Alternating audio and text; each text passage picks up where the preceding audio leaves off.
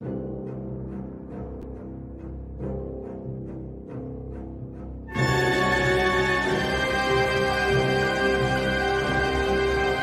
controller told us that these objects had been observed for over 2 weeks, coming down from over 80,000 feet, rapidly descending to 20,000 feet, hanging out for hours, and then going straight back up. For those who don't realize, above 80,000 feet is space. Is there a correlation between any of the characteristics of these UAPs, UFOs? What we tend to see are the smaller vehicles tend to be, think of a sports car. The large ones tend to be, not always, but almost exclusively either triangular shape or boomerang shape.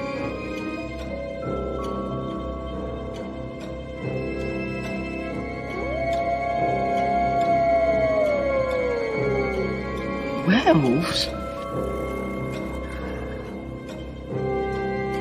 I see dead people walking around like regular people. They don't see each other. They only see what they want to see. They don't know they're dead. The UFO, UAP community was fairly surprised. Shocked might be a better word. If you believe we have crashed craft, stated earlier, do we have the bodies of the pilots who piloted this craft? Biologics came with some of these recoveries. Yeah. Were they, I guess, human or non-human biologics? Non-human.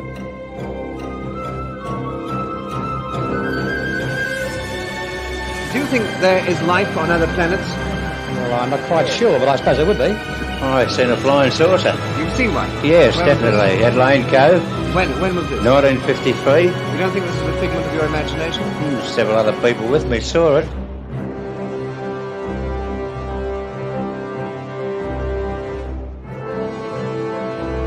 I'm not believing that. Oh, let's stay with me.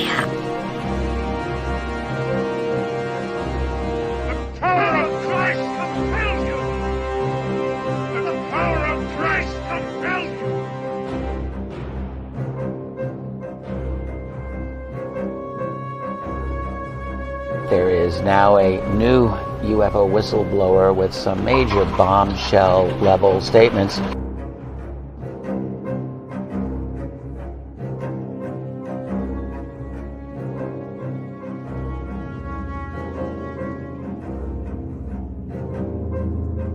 There is very compelling evidence that we may not be alone. This episode is brought to you by 7 completely awesome people. Lisa Bowden, Tabin Rice, Kelly Lewis, Mecca Mickey, Diane Boss, Jeanette Angel, and Dorothy Hawkins.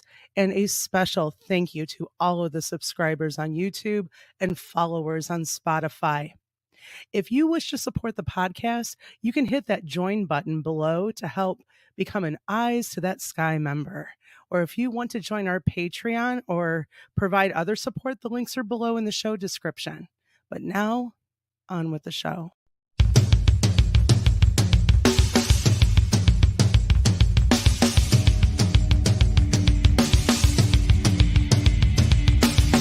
Welcome to the Michigan UFO Sightings and Paranormal Encounters podcast, where we explore the unexplained and mysterious phenomena that have occurred throughout the state of Michigan and beyond.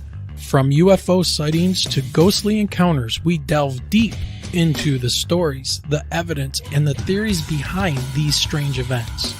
We are your hosts. I'm Michelle. And I'm Wayne. We are an educator duo that after an encounter with a triangular UFO in 2018 in Michigan, we decided to investigate UFOs and the paranormal. In this podcast, we will be speaking with eyewitnesses, experts, and researchers to uncover the truth about some of the most intriguing cases of paranormal activity in and around Michigan. Our goal is not to convince anyone of the existence of these phenomena, but rather to provide a platform for discussion and exploration. So, buckle up and join us on this journey down the paranormal rabbit hole. On an escalator. All right, and we are live, coming to you from Southeast Michigan, within the shadow of the great Motor City, Detroit, Michigan. Tucked away in our little humble abode, we want to welcome everyone to the show. It is Saturday, June 15th, 2024, and a very relaxing evening for Michelle and I, as we have both officially started our summer break and honestly recovery program from this school year. I think it's like a 12-step program for teachers, isn't it, Michelle? We would like to welcome everyone to summer vacation. Yes. With just a couple of teachers. Absolutely. And after this year, we definitely need that break. So just a couple quick things I want to announce. We are going to be doing a Father's Day show tomorrow night at 8 p.m. where we're going to discuss some of the latest UFO and paranormal news. So make sure you guys come and hang out and join the conversation. Oh, if you would like to email the show, remember you can do so at mi.ufo.podcast@gmail.com. We love stories and articles. Yes, send us your stories so we can do another listener communication and get those stories out there. Also, if you would like to make a donation to the podcast, you can do so with PayPal, Super Chats, buy us a coffee, or join the Patreon. All of those links can be found below in the show description. And we are just 8 episodes away from our 100th episode of doing this podcast, guys. Can you believe it? We're going to be having a get-together at one of our favorite neighborhood establishments, of course, New Boston Coney and Grill. So we're still working on a date, but it's looking like at least the last week of June or early July. Yeah. So. Yeah. And everybody knows this commercial.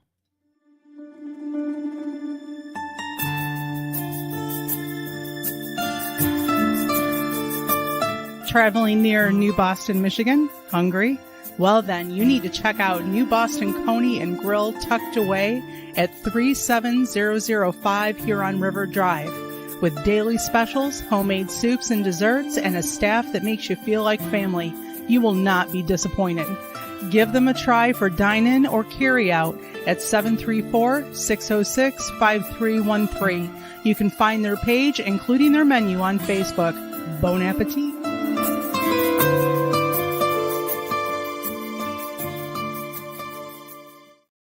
Yes, some of our favorite people. Yeah, well, and 2 of my favorite things, their steak rice bowl. Oh, man. And their tray slushies when she does the tray slushies. Yeah, so if you guys want to come out, we'll be giving out all kinds of information. If you want to come visit us and hang out for an afternoon and talk UFOs, Bigfoot, ghost, whatever, we'll be putting that information out soon. So, and the last thing we want to talk about is hello to everybody on X and, of course, YouTube. And now we're going to be appearing not on Instagram anymore. Sorry, Instagram people. It was just way too buggy the way that it worked.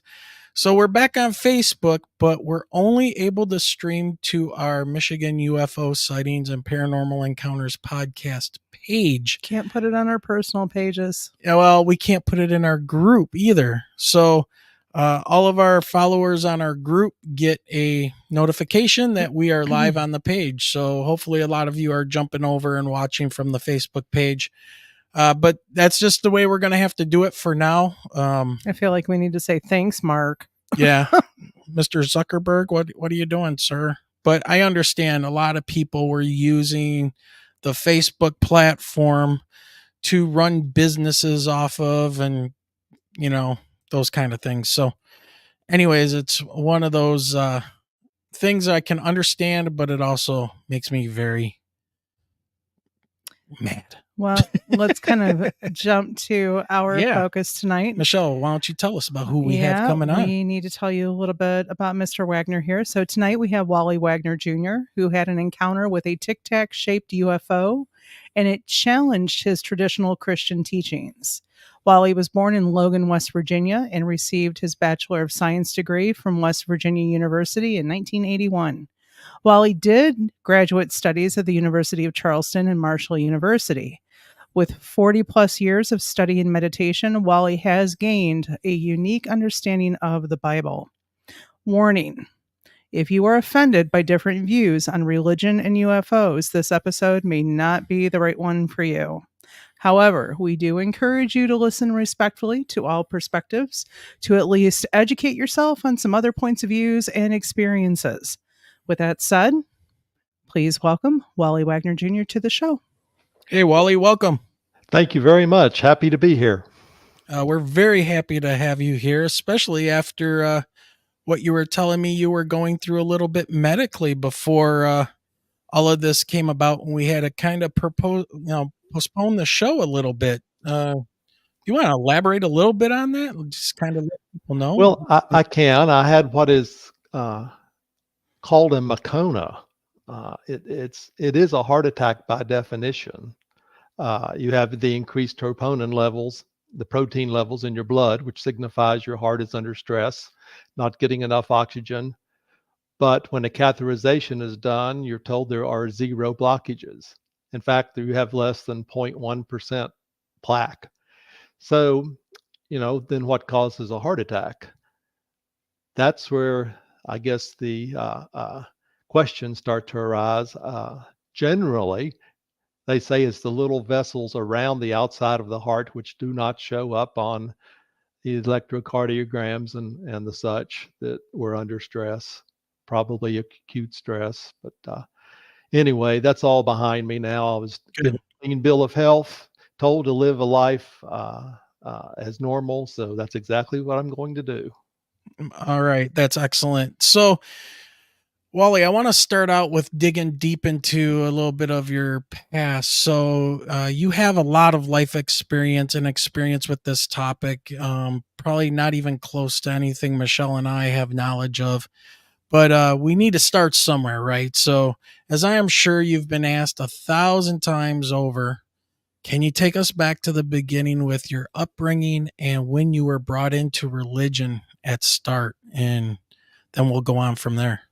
I was raised in a stable home, loving parents, Christian parents, grew up conservative Methodist, was saved, using that terminology a little different than what most people do, but born again and saved back in 1973.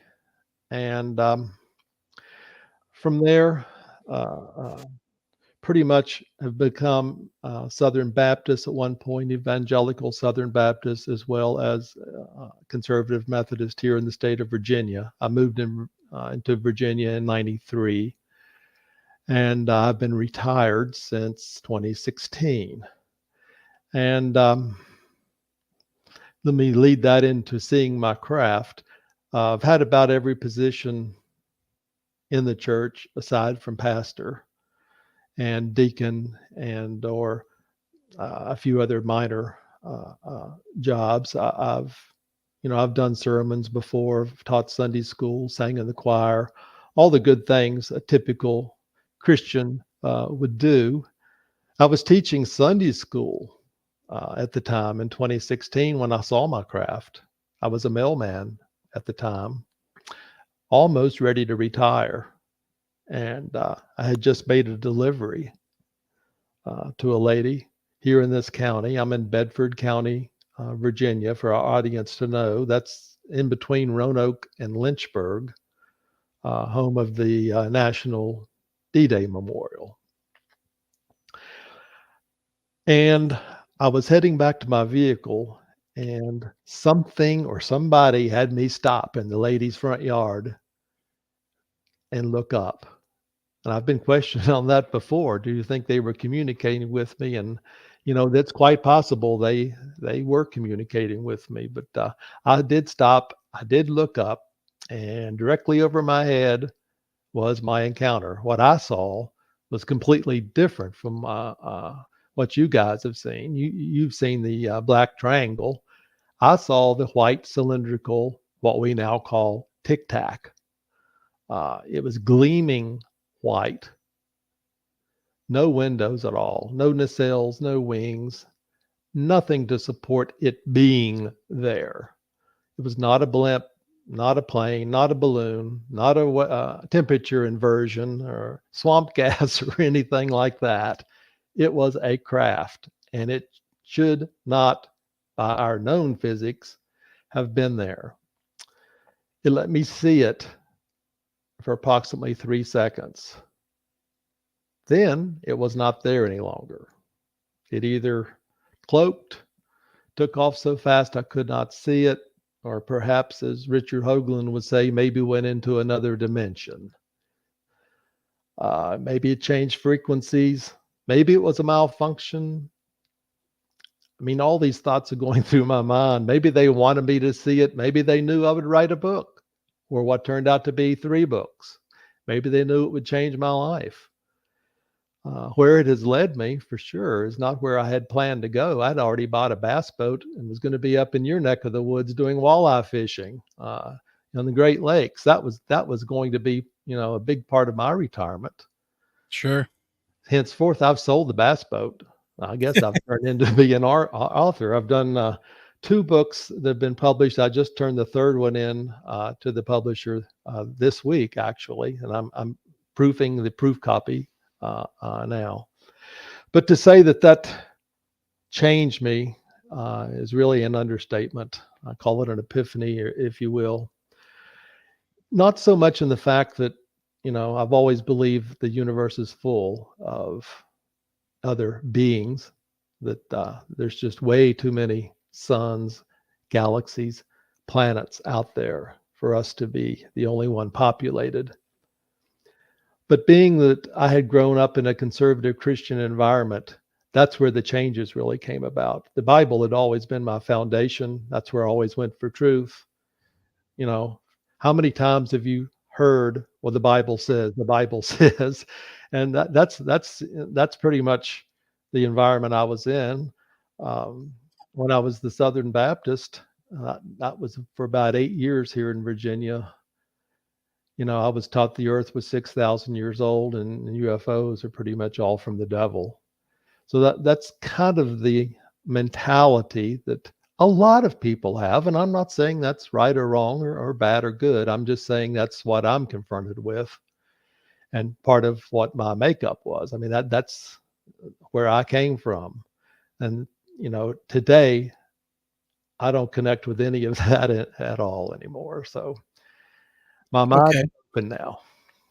Well, very interesting that you started going into that kind of that part of the topic, because one of the questions I have written here, I said, what happened, or I wrote out, what happened that caused you to question your faith? So many people have encounters and experiences that don't make them question their faith. As a matter of fact, and as you were just saying about UFOs and things being of the devil or whatever, a lot of experiencers who are abducted say that they call out to Jesus or God or Yahweh or Yeshua or, Muhammad and whatever, and then they end up being released.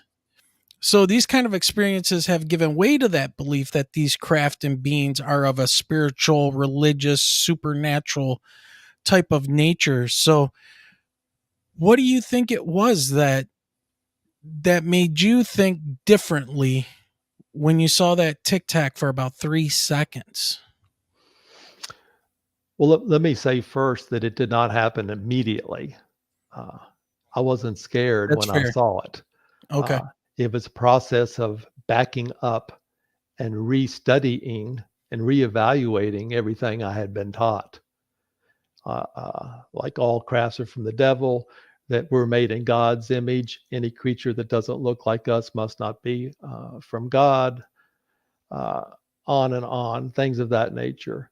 So I actually backed up and reread the Bible myself, completely non-biased. I've done extracurricular studies with books not in the Bible, with Gnostic books, with other traditions, other religions. And basically what I have found out is 2 things. And I don't want the first one to sound demeaning. This is, my personal experience, but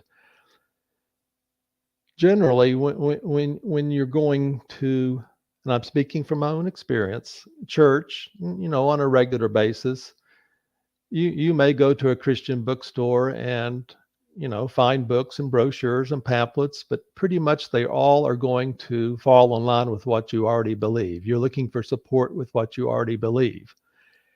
And a lot of the books and material I have now are not found in those same Christian bookstores. In other words, I almost feel like I have been misled or indoctrinated. And I'm not saying that was done purposely. I'm just saying that the church and or religion per se has an agenda or has an itinerary that it has stuck with pretty much since its founding back around 400 AD when Jerome wrote the Latin Vulgate. Things really haven't changed. So the teaching is the same. If you're a priest or a father or a minister or what have you, you're basically relaying to your congregations what you were taught in seminary or theology school. And I call those, as does my mentor, Michael Carter, gatekeepers. There are gatekeepers of the truth. And how dare you step outside those gates like Galileo or Copernicus? But I have stepped outside those gates. And I'm here to tell you, it's been refreshing. It's lifted immense weights off of my shoulder. It's increased the clarity of my thoughts. And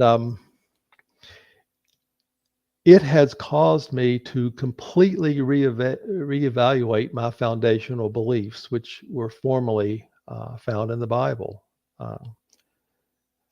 For example, I have a very hard time accepting what is generally called the God of the Bible, which most people would say is Yahweh, or not Yeshua, but Yahweh. The Old Testament God. The book I have just written called Nucleus is every reason I can find why the Old Testament God is not the same as the New Testament God.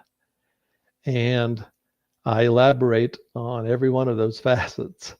And for me, the New Testament God is omni everything. And the Old Testament God is omni nothing. But yet we have been taught the Old Testament God is omnipresent, omnipotent, sagacious, immutable, and the list goes on. When in fact the Old Testament God was jealous, came here in a craft, walked, and quite honestly was responsible for the killings. I could use stronger words, but I won't, of millions of people, including innocent children. And that is where it really hit me. Yeshua, or Jesus, he was not called Jesus in his time. It was Yeshua. The letter J hadn't even been invented yet. But Yeshua has a very soft place in his heart for children, and that is exposed, of course, in the New Testament. And there are places in the Old Testament where you are to kill everything, bring nothing back alive, let nothing alive stay on that property. So I have a hard time with that now. So I've come to the conclusion that my God is a God of total light, total love, and total spirit, and that's exactly what the New Testament says. My God cannot be seen. The Old Testament God was seen numerous times by multiple people. It could be hundreds. We know, and I've counted them in my book, it could be up to 78 for sure, but if you include some other passages, it could have been hundreds, and it may have been even more than that. So I'm letting the cat out of the bag here on a few topics that I've written about, but that's really where it's changed me. It's I guess made me back up and have a completely new foundation, and the foundation I have created now is one that cannot be torn down. It's totally spiritual, not built on a dogma, not built on religion. and it incorporates other traditions from around the world because many of the truths overlap. And for example, Hinduism, 1,000 years in existence before Christ, and Hinduism is still in existence now. And I fall in line with a lot of the teachings of Krishna. And I think I've answered your question. I'm probably right. No, that's fair. I do want to back up a little bit about something that you had mentioned about the agenda. Mm-hmm. So I'm not going to say that I am anywhere near being a biblical scholar, but I started digging into a lot of this as well when after Michelle and I had our experience and I was looking at possible spiritual implications of what it was that we saw, because I was just looking for everything that I could take in as much as possible. And my understanding of the Bible in Old Hebrew, and I know there's still a thing about what came first. Is it the Greek Septuagint or is it the Hebrew Bible? Because if you look at the complexity of the languages, the Greek far surpasses the ancient Hebrew. As you said, J wasn't even invented, right? So, there's lots of things that were left out and spellings mistaken and pronunciations and everything else. But I guess what are the implications that you are saying about the church and this hidden agenda?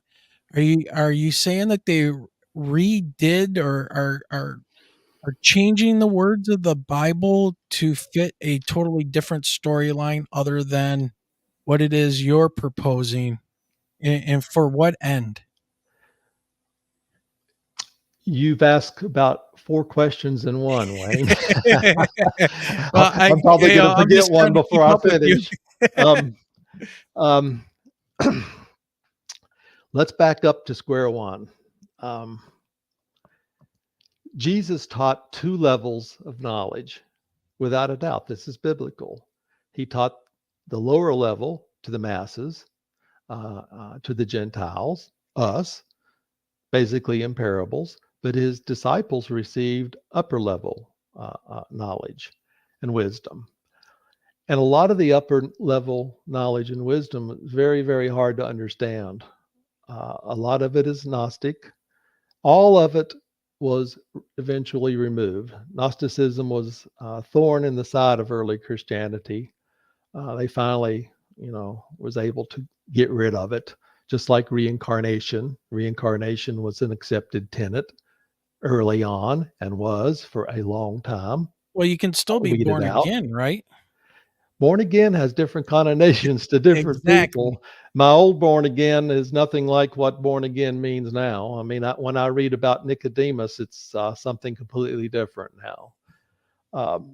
Born again means for me that I was alive before I was born. That's what it means when God knew that he was going to create me. I was alive already. I've had other bodies. I've been incarnated to other bodies. I could be as old as the universe. My mind is still open on that. I've got a very good friend who believes we all were created at the same time, just like seeds were spread out all over the universes, and we've all developed at our own pace. Time really doesn't exist. Some of us have developed more than others. When I say developed, I mean increased consciousness.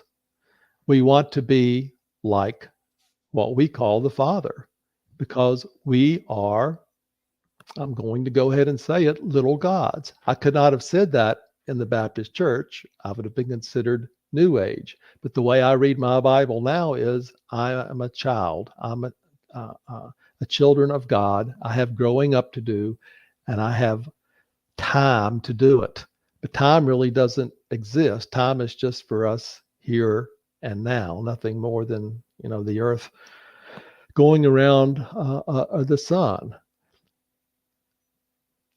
But I've learned to go inside. that's another ramification or result of what I saw. And the church does not teach one to go inside. The church tells you history. The church tells you you have to be saved, you have to be born again, and then you're going to be in heaven, and you're going to be walking on streets of gold with Yeshua or Jesus wiping the tears from your eyes, and you're going to be there for eternity. And that's what I grew up with, and that's what I used to believe, and now none of that resonates with me at all. That almost sounds kind of creepy. I don't want some guy following me around wiping my tears. That's how I was raised too. So I can. Yeah, I'm nodding my head here. It was it apostolic. Apostolic. Yeah. Yeah, I was even dunked in the Jordan, and I'm ordained now. But all that does is increase my responsibility, and I need to be careful on what I say. So always qualify, this is what I'm sharing from my own personal journey. It may or may not be applicable to someone else. I'm just telling you I was on the same lily pad many people are on, but I've jumped to other lily pads. Same pond, mind you, but it's okay to go outside the gate, and there's new truths out there. And once your mind is expanded, and I'm stealing a quote from Oliver Wendell Holmes, once your mind is expanded, it never goes back.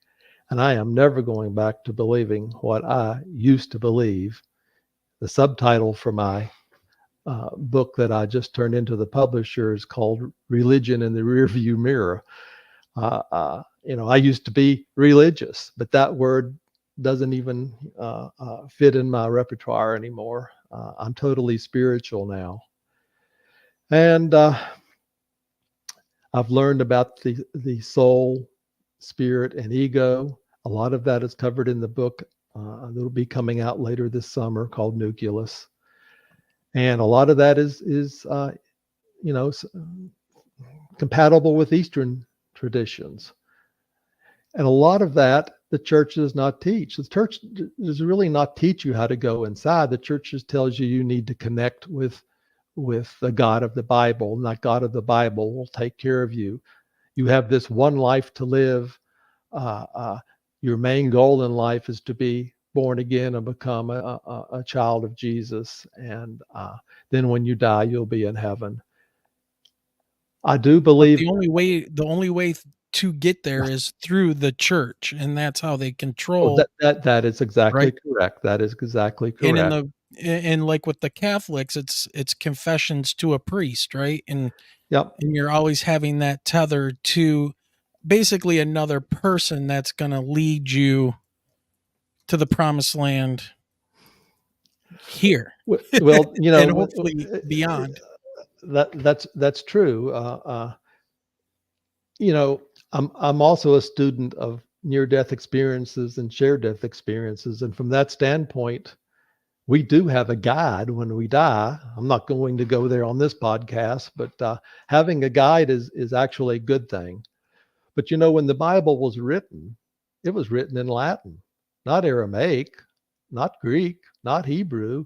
It was written in a language that few people knew. So that's the way the church had power. Only the ultra wealthy, the ultra rich, and the very, very well educated could understand Latin. Furthermore, the printing press didn't come out until, hundreds of years. I guess it's 900 in some years after the Latin Vulgate was put together. So the church had control. The church was everything through the medieval times and the Dark Ages. I mean, look at all the killings that transpired, the Inquisitions.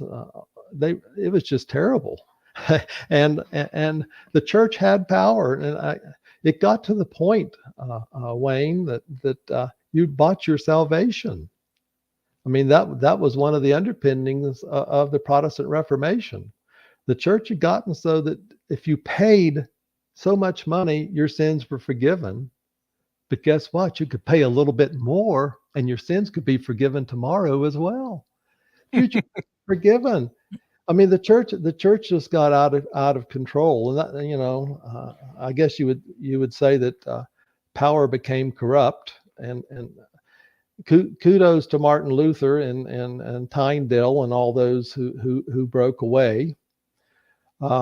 Breaking away was probably a good thing. It incorporated the doctrine of grace, and some other good things with the Bible being written in other languages, but it also removed, of course, books that were existing in the Bible.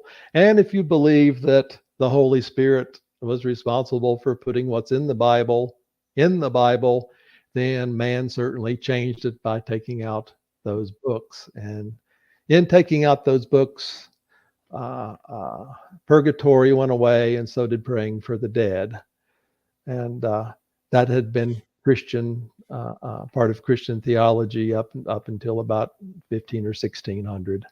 And though, of course, is considered taboo now in the Protestant religions, which, by the way, total some, are you ready for this? 33,000. Each of them tweaked just enough to be a little separate from the ones on either side of them. And, generally, for the most part, they're still teaching the same things that have been taught since it was put together. And the sad thing is, when you took out the Gnostic writings, and I've read so many of them, books that did not make it into the Bible, there's no way these people could have made this stuff up, guys. They mesh, they overlap. It's upper level teaching. Most of it's spiritual, hard to grasp. And if I'm having a hard time grasping it, can you imagine what the canonists did? I mean, that's probably why those books were excluded. There was no way you're going to convert people with those upper level teachings. It would have been way over their heads. It's bad enough with the parables now for us trying to make head nor tails out of it. But anyway, I hope I answered your questions. If I forgot part of what you had asked previously, enlighten me.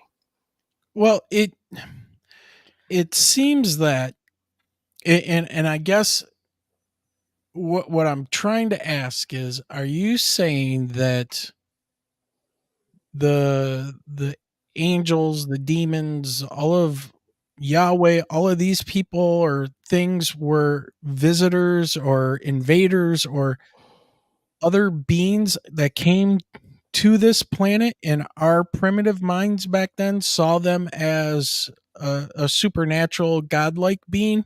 Because my reading into a lot of the Old Testament stuff with Yahweh and the killings and things, because like you, I was very much disheartened by the God of the Old Testament, the wrathful God, right?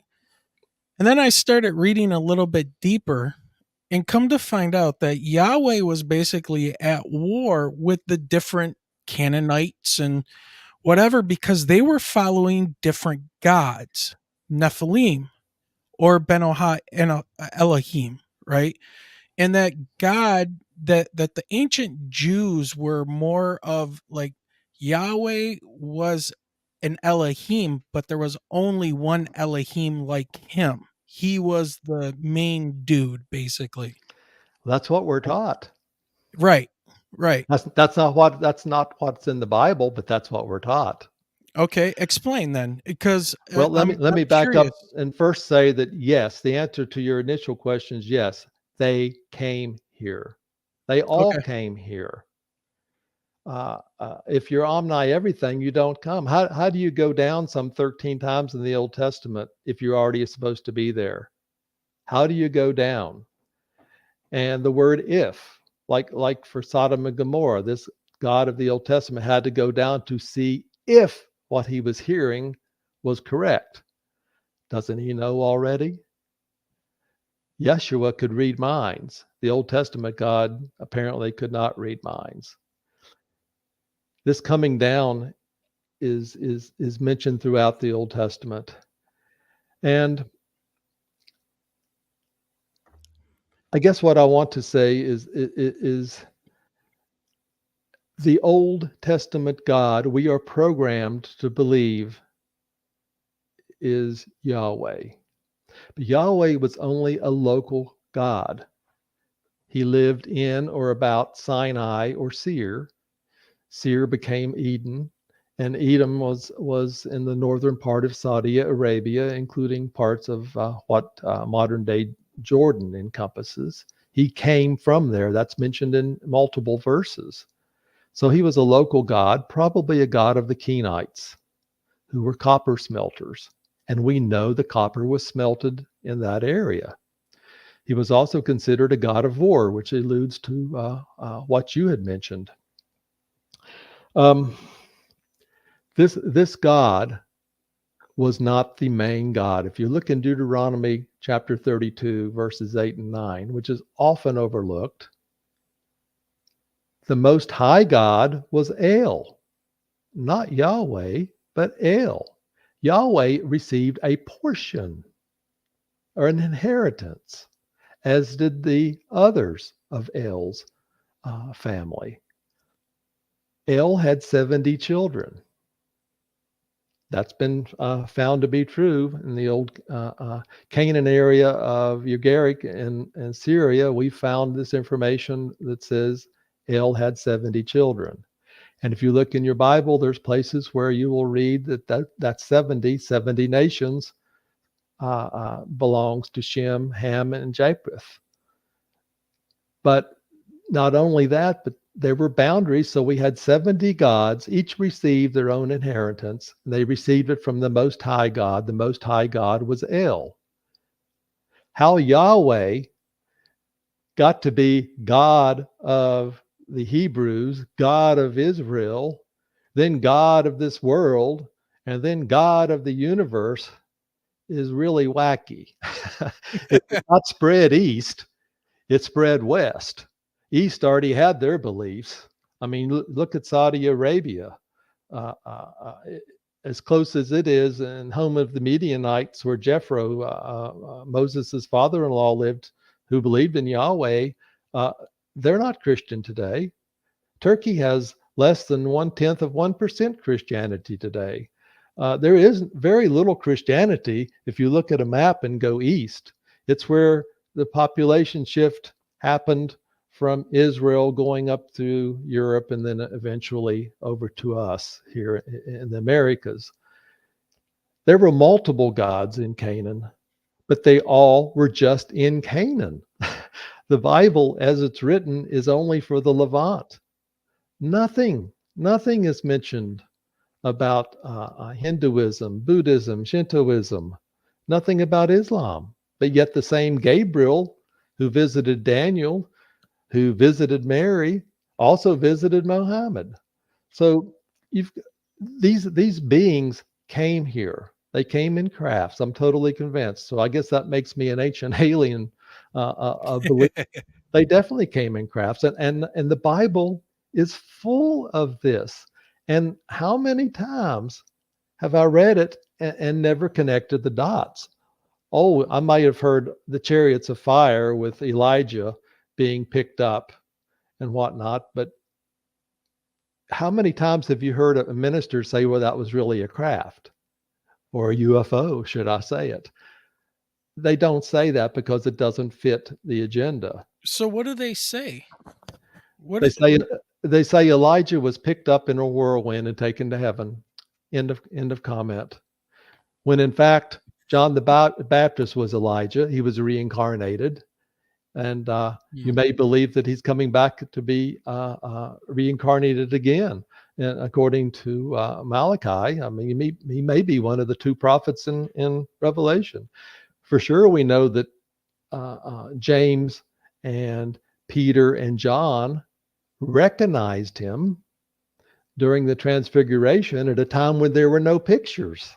So he had already had his head attached back on, apparently. You know, he was decapitated as John the Baptist, but later in the Transfiguration, they recognized him standing there with perhaps Moses. So there's a lot of questions. And you know, getting back to crafts start in Genesis and go all the way through Revelation. And if you are able to put aside everything you've been taught and back up and read the Bible non-biasedly, you'll see where these crafts are. And I mean, here's a good example. It's in 2 Kings. This is a story about a cloaked craft. It's not with Elijah, but it's with his cohort, Elisha. Elisha was standing there, and I'm in 2 Kings chapter 6, by the way, for our audience. And his servant can't see what Elisha sees. So Elisha prays that his servant's eyes are opened, and they are opened. And around him, he sees chariots of fire and horses and stuff up in the sky all around that he could not see before. And these chariots of fire, sometimes called wings of eagles, sometimes called cherubs, sometimes called the winds, are crafts. And these crafts are everywhere. One more instance, if I may. Mhm. I'm a prophecy geek as well as a Jesus geek. I find his words true, so I want to throw that out right now. I'm not downing everything in the Bible. I'm just sharing what I've learned myself. Revelation chapter 4. John sees a door open in heaven. How do you see a door open in heaven? Oh, that sounds like a portal. And a voice says, "Come up here." And he goes up there. And what does he see? Virtually the same thing with different terminology that Ezekiel saw. A throne, what I call Captain Kirk sitting in his seat. And he's flown around the heavens, and he reports what he has seen being flown around the heavens. And he was called up into a craft without a doubt. And this is important. He was called up into the Spirit. Now, Spirit is one of the words I focus on in Crossing the Crevice. Okay? Hebrew only had about 7,000 words, maybe 7,500, depending on who you believe. Our English language today, somewhere north of 100, 155,000 words. That's why all pilots have to speak English. We have words that have slightly different connotations and flavors and whatnot. The Hebrew writers had a hard time expressing things as they had limited vocabulary. They could not describe what they were seeing. They could only use the words that would seem to fit for them to get their message across. Spirit is one of those words. Spirit does not always mean a ghost or something you can't see. It can also mean a craft. And this is really brought out in Zechariah 6, where you can get confirmation that spirits are crafts. And so it's confirmation that John was called up into the Spirit in Revelation 4. So if you keep that in mind and back up and read your Bible again, you might find some other places where spirit is used as really it's a craft. It has multiple meanings. Many of the Hebrew words have multiple meanings in our language today. That's just one of them. Yeah, Aaron in chat says, right, Ezekiel's wheel is a perfect example. Ezekiel's wheel. That's the one that talks about the wheel spinning in the sky, right? Well, yeah, he gives a description of a craft, and actually, I have a picture of it in Crossing the Crevice. It was drawn out by a former NASA higher up, Yeah, Joseph and you know Blum. what? It's right here, actually. Okay, that's what they saw, and it talks about it in Crossing the Crevice quite a bit. So yeah, before we go any further, why don't you let people know about the books that you do have out? I know you're working on the third of your trilogy, and somebody had asked if your stuff was on Amazon, and It is. I can say that it is, but why don't you go ahead and talk about that Sure. for a few minutes? Crossing the Crevice is my first work. This was done back in, started on it in 2019 or so. This is the second edition. The first edition is still listed on Amazon. It won't let me take it off. Sorry about that. The first edition is a red cover book that had a white Tic-Tac on the front of it. The reason I changed the cover, so many people thought I was really showing a monster, and that was the monster's eye that you're showing there in that red one. So I had a few spacing errors and some punctuation errors, so I just backed up and had a new publisher write a forward for me, Ken Goodsword. He did a very good job and redid the cover. So it's truly, if you look at the cover, you know you're looking at a UFO instead of an eyeball, which I had a lot of comments on that. So hey, somebody could say that's an AI eyeball. Book, I mean, I cover a lot of topics in here, Wayne. This was my initial thoughts after my foundation changed. I tackled the 6,000-year-old theory. All UFOs are from the devil. I get into a little bit of carbon dating. I get into crop circles, the James Webb Telescope, all kinds of things, as well as the words spirit, glory, and stars. Glory is another one of those words you want to watch out for when you're reading your Bible. It's a bedazzling light it's so bright you can hardly see it, almost like a laser beam. And that's the glory that's shown around like a flashlight going down to the ground. It makes a perfect circle around Paul on the Damascus Road, around the shepherds on the night Yeshua was born, etc. Plus, I put a lot of pictures in the back in the appendix of petrographs and paintings that shows that we have, and I will tell this to everybody, we have never been alone. We're not alone now, and we're not going to be alone in the future. And you can see a lot of the stuff that goes back even before Christ, without a doubt, that there are crafts. My second book is Within Grasp. It goes a little bit further, but I went outside and got information from people that were far more intellectual and scholarly inclined than I am. It's really an interview with Reverend Michael Carter. I actually met him face to face in his residence. We had dinner together and had a long chat. He was the first person I saw after my craft sighting. He convinced me I was on a path, and that has turned out to be so true. It's also an interview with Reverend Barbara DeLong, which was extensive. She's a sweetheart, by the way. Her late husband, Patrick Cook, was one of the initial guests and contributors to Ancient Aliens when the program was new, some 15, 18, 19 years ago. That show's been on forever.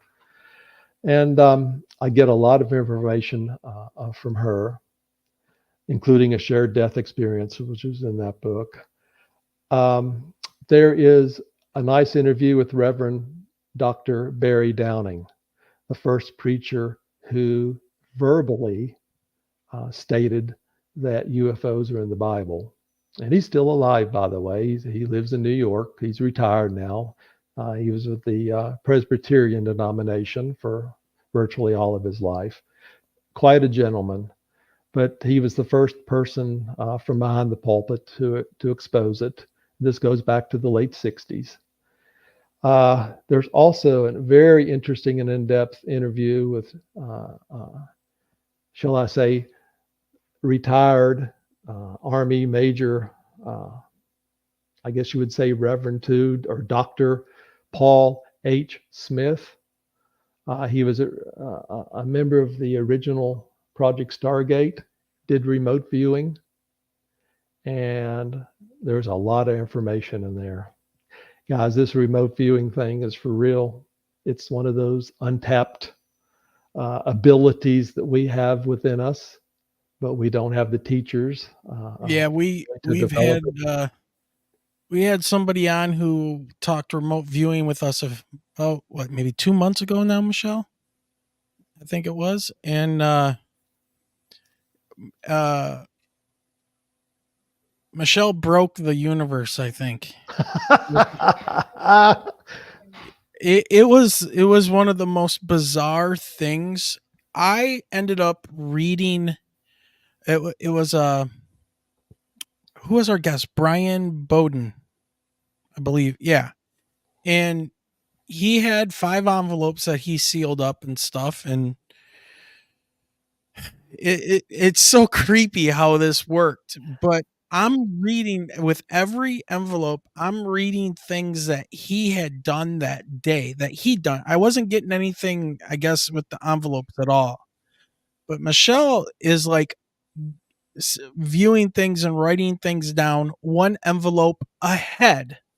So he opens up an envelope, and Michelle had read. Yeah, it was stuff that she had said 5 minutes ago. But the real creepy thing was that Michelle at one point, was it a girl in a castle in woods, a bridge, all of this stuff. Yeah. And so he opens the envelope. Nothing. It really, what that had nothing to do with that envelope. Then he did the next one. No, it was a castle in Germany. I think it was a castle in Germany. But the real creepy thing was the next morning, Michelle's going through her Facebook feed. As she's going through her Facebook feed, she sees a news article.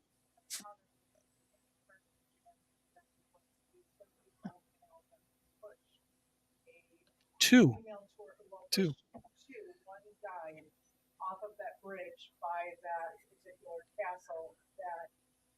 Was in the picture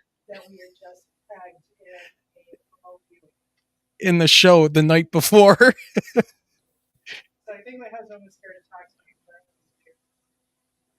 Twilight Zone. It was really bizarre. It was I'm telling you, it's for real. Yeah. Yeah, it's just how do you recognize it, right? Deja vu and all these kind of things. We have a lot of latent abilities in us. We've just lost the teachers. I mean, I use Paul as an example, and you can use Peter as an example too. But a lot of people think that Paul immediately became an apostle, but there's that one phrase in Galatians that he went to Saudi Arabia for training for 3 years before he became an apostle.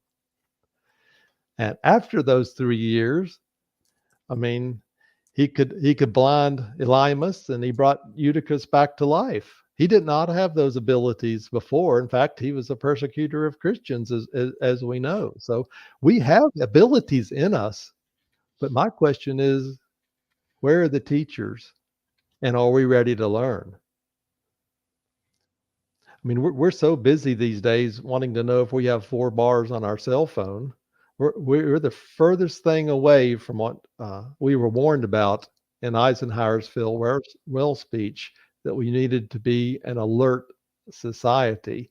He was dropping hints right and left that he knew he had lost control of this secret government, and we need to be alert. We need to know what's going on, and most of us are asleep, but the faucets are slowly opening up, thank goodness.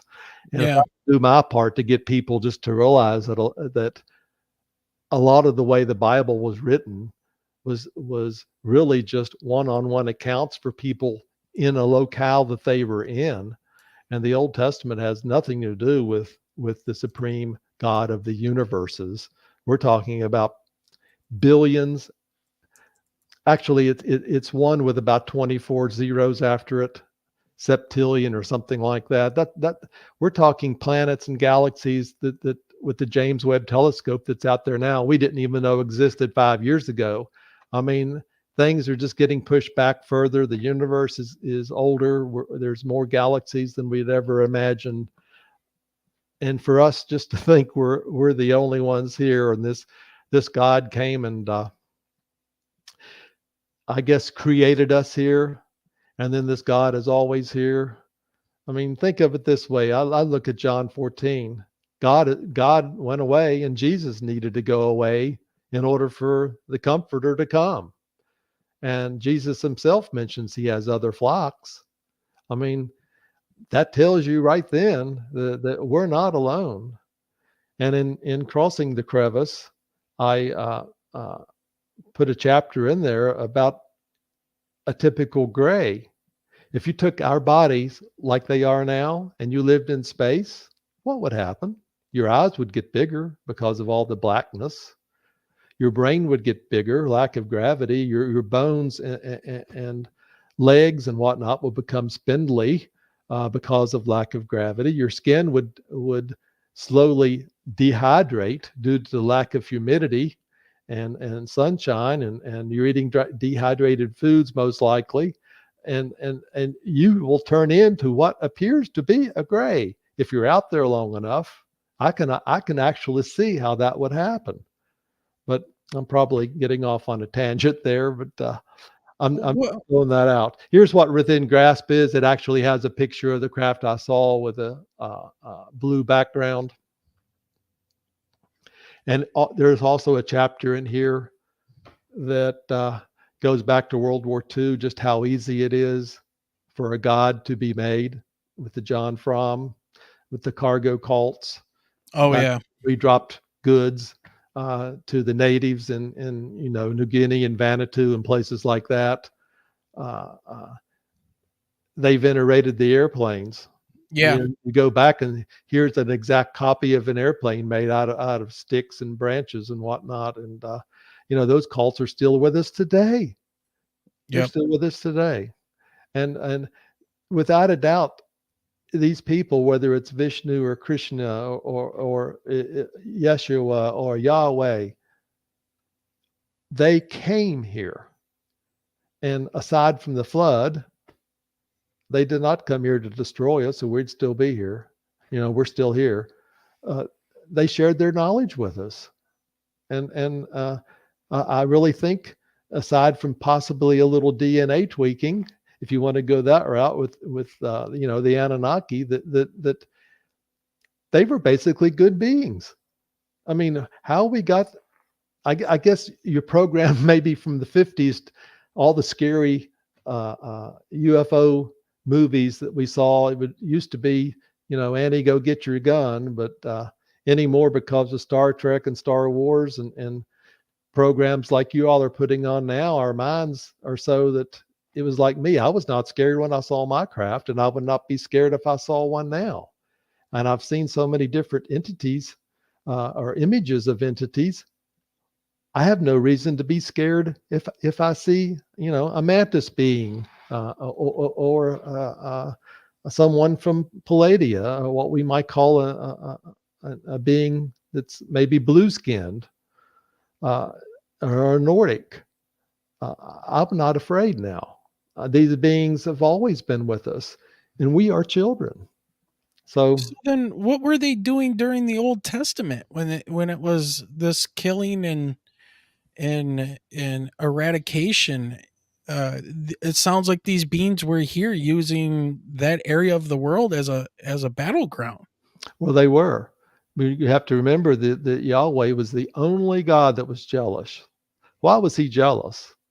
That question is never asked, let alone answered. But in my world now, knowing that he had 69 siblings and they each got land and each became a god of their little section of the Fertile Crescent or the Levant, that maybe he was jealous because he felt maybe slighted by El, his father.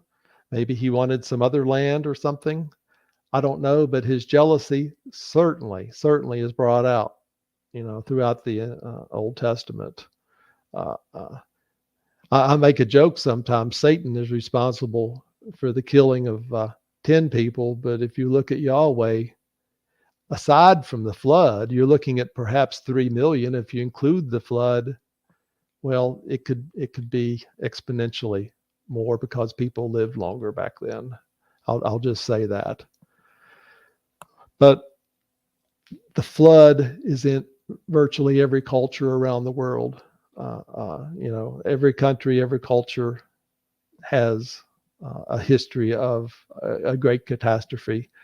And I'm one of these believers that believe that we're not a new creation, that human life has been on this planet in spurts for a long time, hundreds and hundreds of thousands of years. And then perhaps a calamity happens, and then it's all rebuilt again.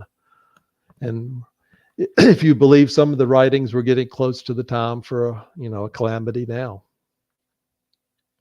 So let me ask you, let's see. Okay. Now I just lost my thought. I thought that only happened to me. I just had something show up and, all right.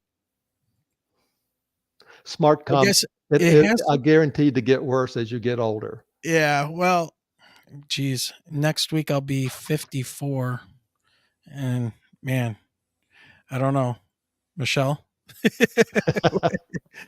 I think, yeah, there's the look. But, all right. So if I'm thinking back to this, and I know you've gone through the Bible and you've had 40 years of meditation and study, and so you've got your examples in the Bible of these are craft and these are visitors, and the Old Testament, they're having these wars and the jealous Yahweh and fighting because the other gods that are here, he doesn't want them to have land too, all that.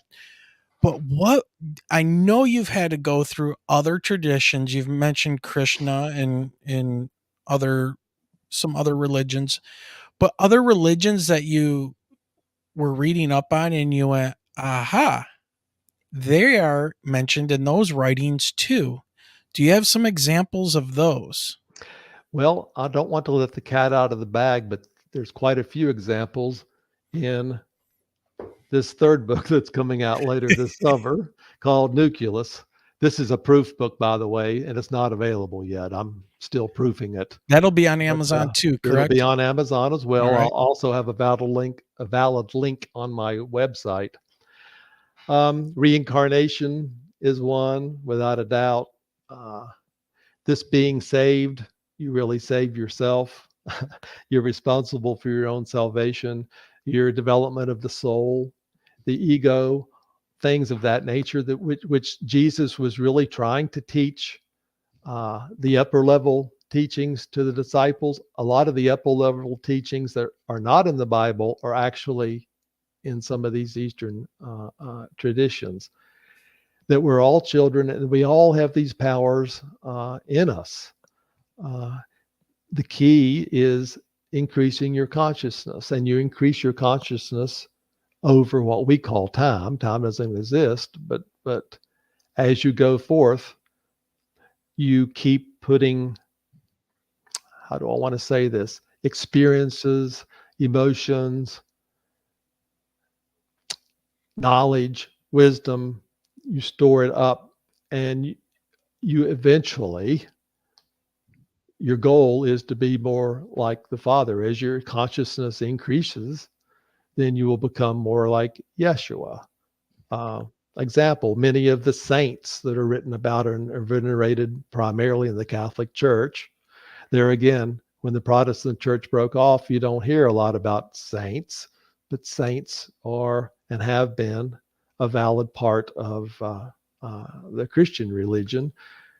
Many of these saints had powers and could do things and did things even, you might be able to make the argument more than Jesus did, bringing people back to life, levitation,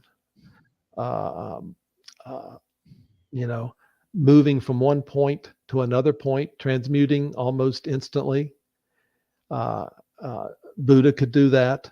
Some of the saints in the Catholic Church could do that. We have these powers in us. I've said that before. The Eastern traditions know this. That's why if you're in India and you are a Hindu, when you go to their temple, it's quiet, total quiet. It's a time for you to go inside, something the church doesn't teach. When you go inside, you learn to meditate. The church does not teach you to meditate. The church teaches you to pray. The church teaches you to take who you are, make a conduit to God, and God will remove all your impurities and make you whole. And you'll, of course, walk on streets of gold eternally. But when you meditate, you realize that, guess what? You are a child of God. You are a God too. Jesus says this in John 14, that you, everyone, anyone will do miracles greater than I have done. Let that resonate. There's no time factor. There is no time factor. Your soul lives eternally, and eternally can, I guess, even be looked at eternally backwards and forwards. So let that resonate, as well. Without a doubt, we've all been alive. We may not be cognizant of it, but we've been alive before. These are mere vessels that wear out.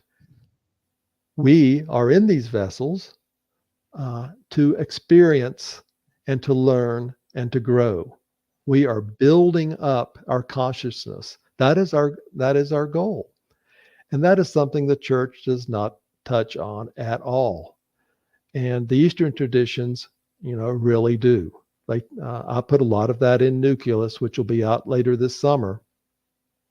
The higher the consciousness you have, the more power you have. And I believe we have faith all wrong. For me, faith is power. Faith is the ability to move a mountain because you have the faith of a mustard seed. That would not be, from the mouths of Jesus if it were not true. But I've seen nobody do miracles through my own eyes that Jesus did. Yet we all have in store for us not only to do that, but miracles significantly greater than that. And those are his own words. Those are his own words. So I keep going back to we are children. And how do you grow up? Well, you don't grow up turning everything over to God. And now you're all done. Okay, I've been saved. I'm a follower of Jesus. I'm going to heaven the rest of my life. And that's it. So I'll just go ahead through life and do a few good charities here and there and be friendly to everybody, which is good. I'm not downing that. I'm not downing that at all. Follow the golden rule. But Jesus says things, and I'm painting with a wide brush here. These things can be distractions. Lead you down a road of illusions. We care about the house we live in, what school our children go to, whether or not we make it to the soccer game at 8:00 tonight, whether we have 4 bars on our cell phone. That seems to be the thing now. A fellow almost ran into me in Walmart today coming around the corner because he's looking at his cell phone. You pull up behind a car at a stoplight. The light's green. Somebody's looking down and why aren't we moving? They're texting. Hello. Our minds are on things which are useless. You might have a Rembrandt painting. You may have a boat. You may have your second home in I don't know, Bali. You care about your stocks. You care about your retirement. You can't take any of this with you. Right. It's time consuming to worry about it, to build it up, to call it, it means nothing. The only thing that means something is building up your consciousness from within. And that's what I am focused on now. And sadly, that's not what the church, teaches. The church may say, well, you're increasing your faith. But I think they have faith and power totally screwed up. Faith is power to me. If I was able to levitate a table, for me, that is faith. That is putting faith into action. And I mean, I've been to a Sunday school where a former I don't want to give names out. Let me just say that she was in California working for a company, and she was an excellent Sunday school teacher. Could play every song on a 6-string guitar. Been saved, sweet as she could be. But she moved here from California. And one of the reasons she moved was because she felt her workplace was, let's just say, indoctrinated with Satan. And Satan had permeated the workplace and some of her fellow co-workers. You'd turn the corner in the office, and here were a bunch of people sitting around a table, and the table was levitating. And so she told the entire Sunday school class that that was from the devil. And at that point in time, we all believed it. I don't believe that at all anymore. I mean, there's saints who, St. Joseph of Cooper, I'm going to mispronounce this word. I want to say Cooperino, but I'm close. Levitated, and other people have levitated. Levitation is not from the devil. It is not from the devil. It's something that you can learn to do yourself, just like remote viewing. These visions are out there. They're hitting you now. But the key is to allow them in and visualize what you're seeing. And when I asked Dr. Smith a very interesting question, I said, well, is there any time involved with that? I mean, does it take the same amount of time for you to try to visualize what's beyond the wall here in my closet versus what might be out on the planet Pluto? And the answer is no. There's no time delay at all. These images and knowledge is hitting you already from a place where time doesn't exist. And part of remote viewing is developing this sense or third eye within you to see those images. So there's so much now that I've found since I've stepped out the gates that as I said, I'm never going back. The world is a marvelous place. When I've been on this journey, sometimes I've gotten the answers before I've gotten questions. So it's been vice versa, but it's been interesting, very interesting. Wally, I will say one thing that has been interesting is these super chats that we've been getting coming in. So I just want to acknowledge a couple people here. Sure. So we got Dorothy Hawkins with a $5 super chat. That's Mama Dorothy. She is our adoptive mom. Thank you very much, Dorothy Hawkins. And you are right. I do have vacay brain already. Aaron's Energy says, grateful for all of you, with a $5 super chat. Thank you very much, Aaron. We appreciate you very much. And then Diane Boss has become a member and has been a member for 9 months now. So she says, happy to be a part of your group. So thank you, Diane. We love having you here. And then she also then does a $5 super chat. You always have great people on your show. I learned so much. Well, thank you, Diane. That's kind of our point. That's exactly what we want to do, is let people come on and put out their experiences, share their knowledge, because they have spent, like Wally here has spent 40 years plus of his life researching this. So got to think he knows a little bit about what he's talking about. It sounds like he's hung out at one of my family reunions, though. Yeah. And then Mama Dorothy has signed up once again to be a member. She has been a member for 8 months. Michigan UFOs and Paranormal Encounters has such fine guests. Thank you. And tonight, for sure, with Wally Wagner. And so just so everybody knows, you can go over on Amazon right now and you can get his book, Within Grasp. The second edition is out there. And then now your first book was Crossing the Crevice, correct? Mm-hmm. Okay. Correct. And you're looking for the blue one. Right. You're looking for the one with the flying saucer on it, not the little Tic-Tac shape. So make sure you guys go over to his website and click at the very top of his website. It will take you to the Amazon store where his books are.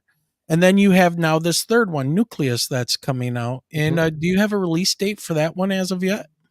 It depends on when yours truly finishes proofing the book, which I have here in my hands. Okay. I'm going to say it's probably by the time it gets back to my publisher, who's in Canada, by the way, and then gets back on Amazon. You're probably looking at 5 or 6 weeks, I'm guessing. Okay. That's Amazon's gotten a little bit finicky these days, especially with AI, as a lot of companies have. So the way you did things a year ago is a little different now. A little more challenging. Now, are your books also available in audio format? Well, they were going to be, but as it turns out, I had a fellow that was going to do it for me, and at the last minute, he backed out. I never pursued it, so no, they are not. Oh, okay. You mean books on tape, or do you mean Kindle? No, audiobooks. Audiobooks. Like No, Audible no. or You can do Kindle, but not audio. I always like to listen to books while I'm like I doing know. other That's things. what my nephew has told me. Yeah. I sure would like to listen to you while I drive down the road. Speaking of AI, there are links now, or AI software where you can actually upload your book and it will read it with not a robotic voice. Would you please email that to me, Michelle? I Yeah, would like to I look can- into that. Yeah. Thank As you. teachers, that's where we we're have to heading. think that. Yeah, that's true. That's true. And for some people, it's going to be scary. I guess it could be deemed scary for all of us. It depends on how far we go with it. And for teaching, there's a lot of things that I'm like, oh, AI is actually really cool. And then, of course, being an English teacher, people were worried about students turning in an essay. Well, if you've kind of monitored their work throughout the year and they turn in a written essay that you yourself as an English major would have never submitted to one of your professors because of the vocabulary that was in it, it's kind of like a telltale. In fact, I had, what was it? Okay, the example I was telling Wayne, one of my young ladies, and I absolutely love this little girl, but she turned in a series of similes and metaphors to me when we were doing figurative language. And one of her comparisons was something to a dust ruffle. And I'm sitting there going, that child has no idea what a dust ruffle is. And it was a very elaborate simile. So I just pulled her off to the side, and all I had to do was ask her, what's dust ruffle? Her face went completely blank, and I said, which website did you use? And it was like instantly, well, I used Chat GPT, or I used, something off of Canva. And I'm like, you can't fool me. I've been doing this for too long. Well, yeah. It's just like then my I explained kids. to her what a dust ruffle was. We're being dumbed down in a way, aren't we? Yeah. We are, but we better learn how to innovate. I mean, it's coming. It's going to be here. There's not much we can do about it. So you better learn how to innovate and adapt. I mean, I don't know what it is in Michigan, but here in Virginia, no one signs their name anymore. It's all printing. They don't teach cursive anymore. Cursive is gone. The standard, the third grade standard for introducing cursive writing, probably dropped out, I want to say 20 years or more. Wow. So they stopped making a requirement. You still get some teachers out there that will incorporate cursive writing in like little segments, but it's not a standard to teach anymore. Not back in the days when they actually graded you on your handwriting. That was one of the things that I remember. 5th grade, I got my first D+ in handwriting. Now I never got an A. Oh, well, now I've got some of the most beautiful handwriting. It's always like, Michelle, can you write this for me? Or, oh my God, how is your writing so neat on the whiteboard? It's because of that D+. That terrified me. So I practiced constantly until I got both my print and my cursive the way that I wanted it to look. So. Yep. So before we start to wrap things up, I just want to throw it out to the audience. Does anybody have a question that they would like to ask Wally before we go? So I'm all ears.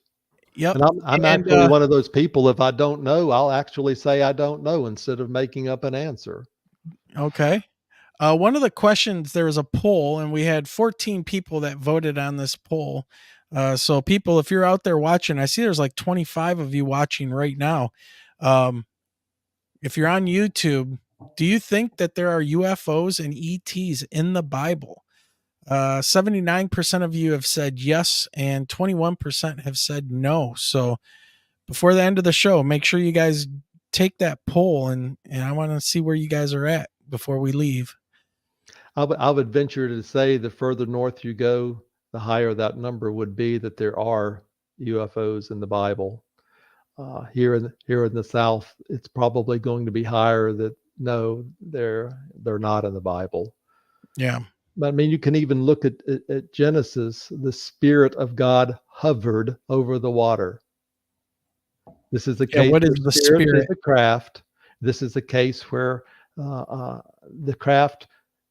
Let me back up. Actually, Earth was already here. The God of the Old Testament did not create the earth. Hello.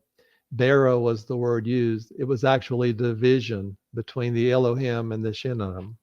And without a doubt, the earth was already here. Now, I'm not saying they didn't terraform it or improve it in some way, but those 6 days could have very well been millions of years, because time does not exist as we know it when you're out in space moving.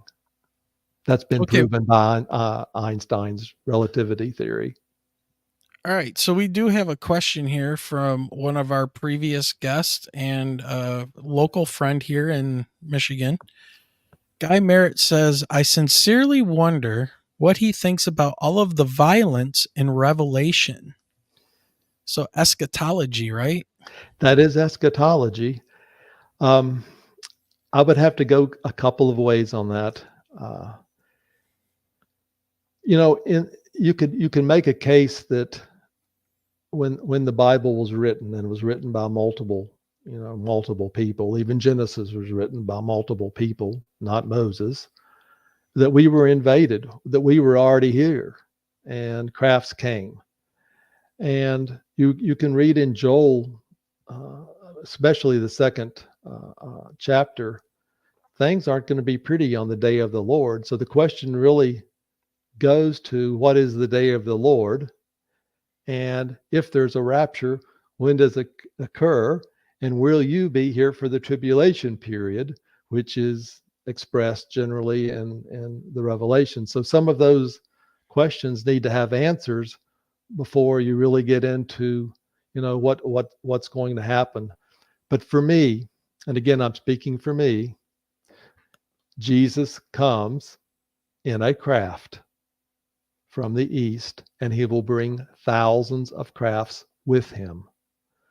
And there could those at the end who make it all the way through. It's mentioned, I believe, twice in Revelation. Those who make it to the end, the same will be saved. And this is a case where we're talking a physical saving, that you'll be picked up and meet the Lord in the clouds, as Paul says. What's going to happen is, in my view, it's going to get so bad here that they're going to come in to remove us. What I see happening, and this is my personal belief, is that Jesus is away now creating a world for us. That's John 14 again. And when things get so bad here, we will be picked up and moved to the new world, a place where the lamb and the lion will lie down together, and he will be with us for a long period of time. Now, you can work into that. Is God's wrath coming into play? Is God the one that's really doing all this? But I see a division in Revelation. I see most of Revelation being stuff that we do, destroying the planet.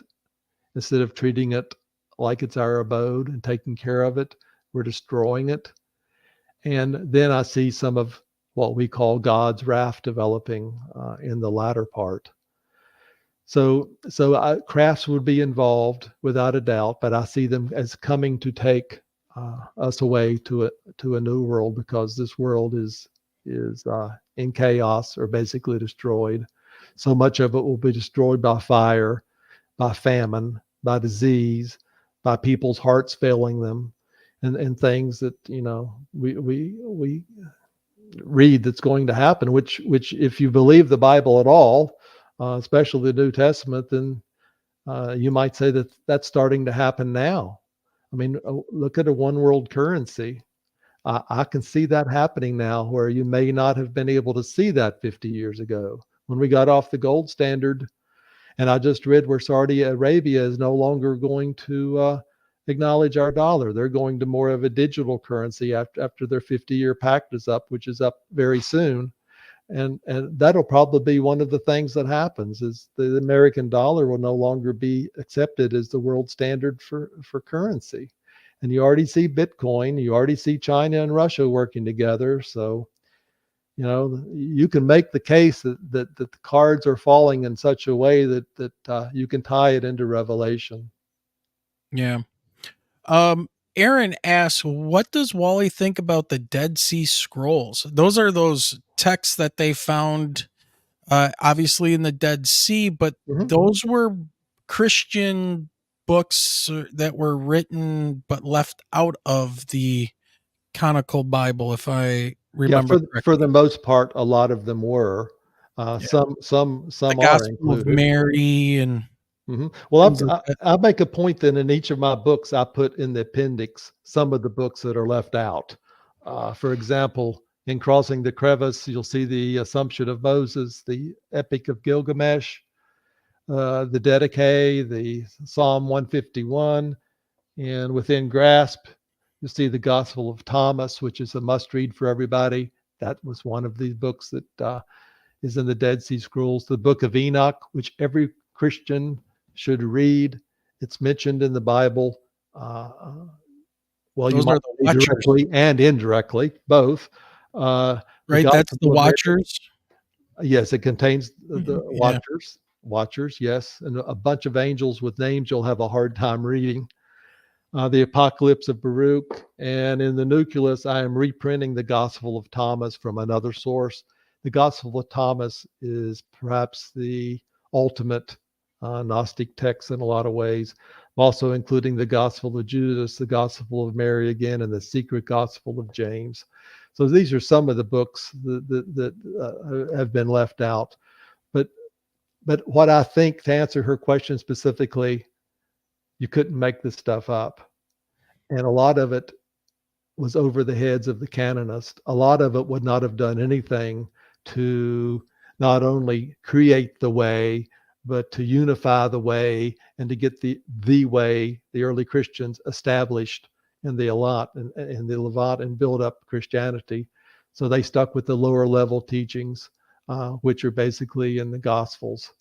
So if you want to read about what other people saw of Jesus, you might read the Pistis Sophia, for example. You'll realize a much better description of a transfiguration. This one happened on the Mount of Olives.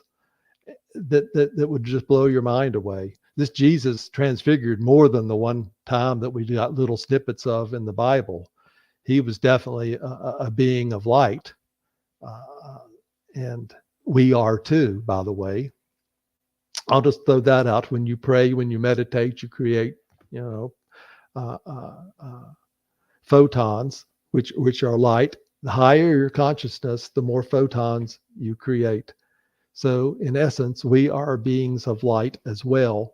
We are just in stagnant mode right now, spinning our wheels in the mud. All right. And I have one more question for you before we go. Speaking of Revelation, since Guy brought that up, do you think there's any part, and I haven't read it myself, but do you think there's parts of that might pertain to something to do with AI? Is there something that can fit with that? Well, to answer your question, yes. I'm assuming that our watchers and listeners have heard of Linda Moulton Howe. Oh yeah. She and I both have considered a false flag invasion. And by that I mean things get so bad here that the one thing that could happen to make us become small, meaning the world become small and unified, and for us to be known as Earthlings instead of somebody who lives across the railroad tracks, somebody in such and such county, somebody in such and such country. The one thing that would tie us all together as human beings would be fight a common alien force or a common enemy. We have the ability now with holograms to do such a thing. And if you accept the fact that we have a secret government, which without a doubt we do, the Space Force was just icing on the cake to create another layer to get to the inner onion. If you're like me, we've already been out there. And if you believe some of the people that I have put in some of my books, Ben Rich, for example, who used to run the Lockheed Skunk Works. Very familiar with Ben Rich. Yep. He wrote a wonderful book, by the way. But we've already been out there. There was a mistake in the equation. We've got that fixed. We've already taken ET home. We've already been out there.